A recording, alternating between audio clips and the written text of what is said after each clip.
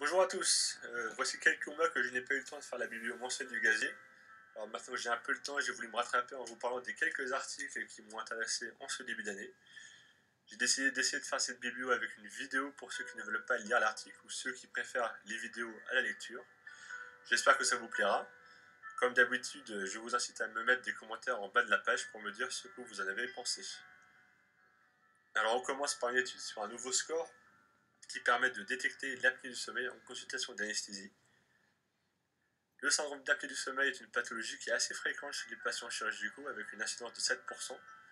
C'est important de le détecter en consultation d'anesthésie car ce syndrome entraîne des complications périopératoires. Et ce qui nous intéresse le plus, c'est le risque de ventilation et d'intubation difficile, ainsi que le risque d'obstruction des voies aériennes en post-opératoire, surtout lorsqu'on utilise des morphiniques d'action longue.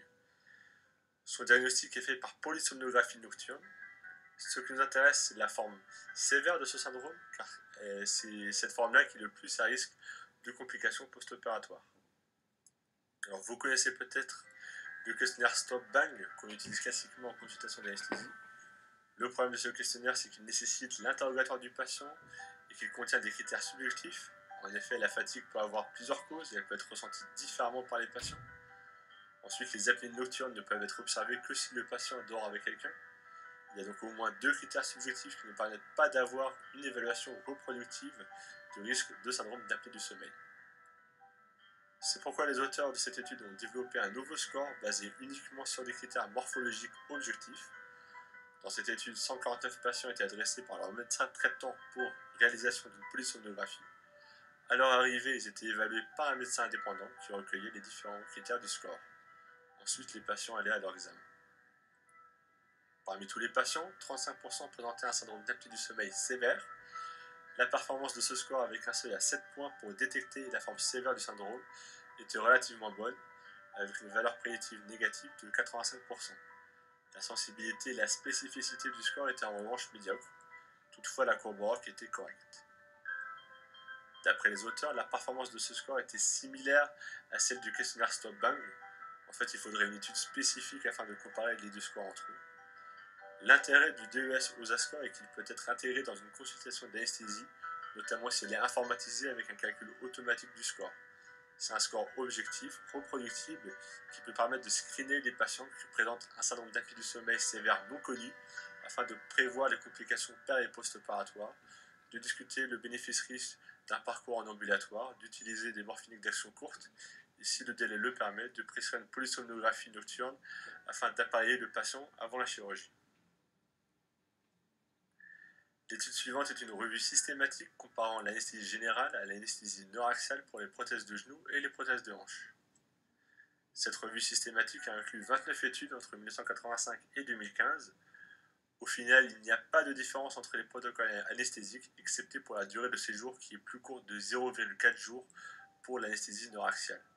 Toutefois, la réduction de la durée de séjour n'est pas cliniquement significative.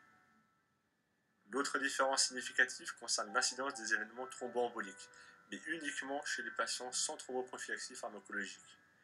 Elle s'efface lorsqu'on prend en compte les patients ayant eu une thromboprophylaxie pharmacologique. Dans cette revue systématique, on peut regretter l'absence de différenciation entre rachynesthésie et péridurale et l'absence de détails concernant les techniques employées et la posologie des anesthésiques locaux. Les auteurs n'ont pas non plus pris en compte la réalisation de blocs analgésiques adjuvants. Au final, il ne semble pas y avoir de différence entre ces deux protocoles d'anesthésie. La rachynesthésie est tout à fait faisable pour les prothèses de hanche, même si elle nécessite parfois l'utilisation de doses d'anesthésiques locaux plus importantes pour atteindre un niveau sensitif suffisant. Par ailleurs, je trouve que c'est toujours un peu casse-gueule de faire des rachis pour des prothèses de hanche, surtout lorsqu'on ne connaît pas le chirurgien et qu'on n'a pas l'habitude, car s'il faut intuber le patient, on est vite emmerdé, le patient étant en décubitus latérale. Imaginez un choc hémorragique sur une lésion d'une branche de l'artère fémorale ou un embol lors de l'impaction de la prothèse. On n'a pas le temps de remettre le patient sur le dos pour intuber. En revanche, ce n'est pas le cas pour les prothèses de genoux où les patients sont déjà sur le dos. Alors on continue avec cette méta-analyse comparant les lames de Macintosh, c'est-à-dire la laryngoscopie directe, au vidéolaryngoscope pour l'intubation des patients immobilisés par colis cervical. Cette méta-analyse de 24 études avec 1900 patients retrouve une réduction significative du risque d'échec d'intubation au premier essai avec l'AirTrack comparé à la laryngoscopie directe. Concernant les autres vidéolaryngoscopes, il n'était pas plus performant que la laryngoscopie directe. Concernant le taux de grade Cormack 1, il était bien plus important avec les vidéolaryngoscopes qu'avec une laryngoscopie directe. Enfin, avec l'AirTrack, le délai d'intubation était significativement plus court, en moyenne de 10 secondes, comparé à la laryngo directe. Le délai d'intubation avec les autres vidéolaryngos était similaire à celui de la laryngo directe. Actuellement, je pense que l'intubation des patients immobilisés avec colis cervical avec un vidéolaryngo est une pratique qui est bien ancrée. Dans cette méta-analyse, il semble que l'AirTrack soit plus performant que les autres vidéolaryngos. Alors, voici une étude intéressante sur le gap CO2 comme marqueur de la microcirculation dans le choc septique. Pour ceux qui ne connaissent pas encore le gap CO2, il représente la différence artério-veineuse des pressions partielles en CO2 qu'on retrouve en prélevant un gaz du sang veineux central et un gaz du sang artériel. Comme vous le voyez sur le schéma, le sang qui est éjecté par le ventricule gauche arrive jusqu'au tissu où l'oxygène est extrait et le CO2 est relargué. Le sang veineux revient alors à la circulation droite pour être oxygéné dans les alvéoles et pour relarguer le CO2. En cas de métabolisme anaérobie, comme dans le choc septique, les ions H+ sont tamponnés par les bicarbonates, ce qui donne de l'eau et du CO2. Ainsi, le CO2 s'accumule dans le sang veineux. En cas de bas débit cardiaque, le CO2 s'accumule également dans le sang veineux. Dans ces deux cas de figure, on observe une élévation du gradient artério-veineux en CO2. Physiologiquement, il est de 5 mm de mercure. Lorsqu'il s'élève au-dessus de 6 mm de mercure, il devient un marqueur de l'altération de la microcirculation. Dans le choc septique, son élévation et la persistance d'une valeur haute de gap CO2 est corrélée à la déférence multiviscérale et à la mortalité à 28 jours.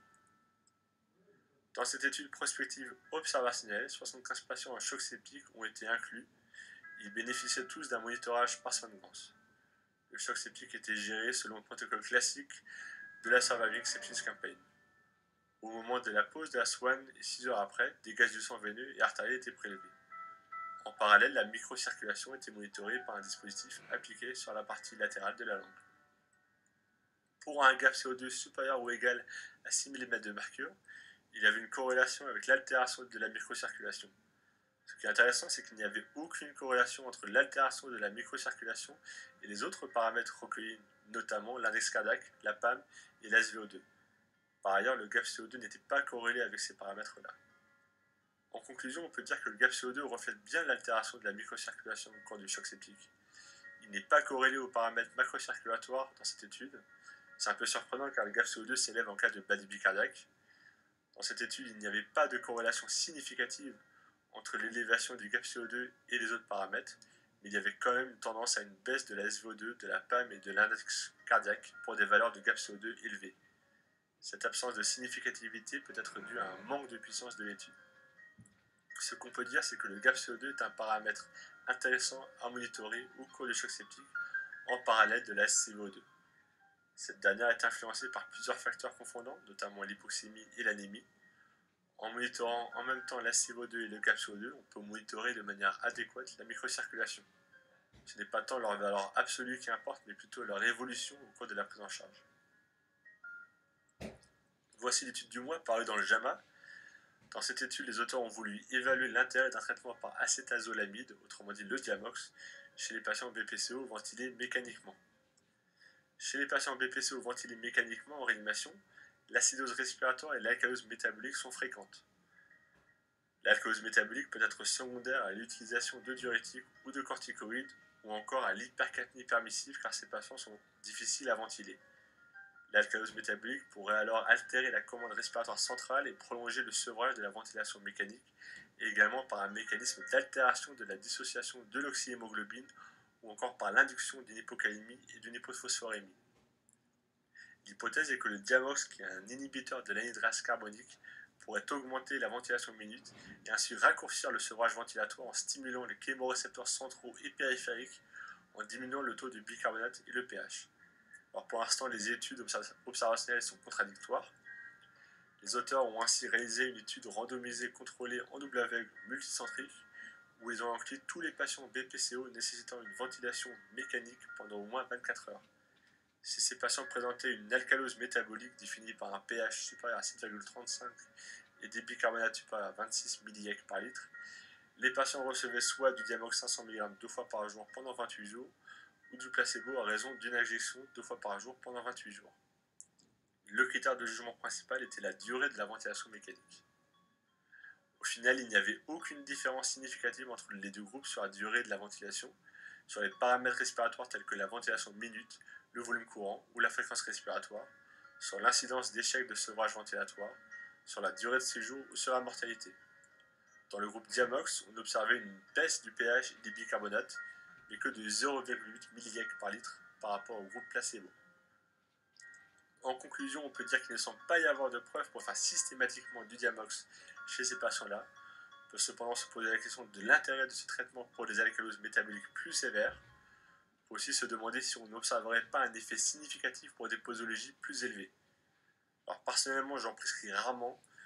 Je me pose la question lorsque le pH devient vraiment alcalin ou que les bicarbonates montent beaucoup.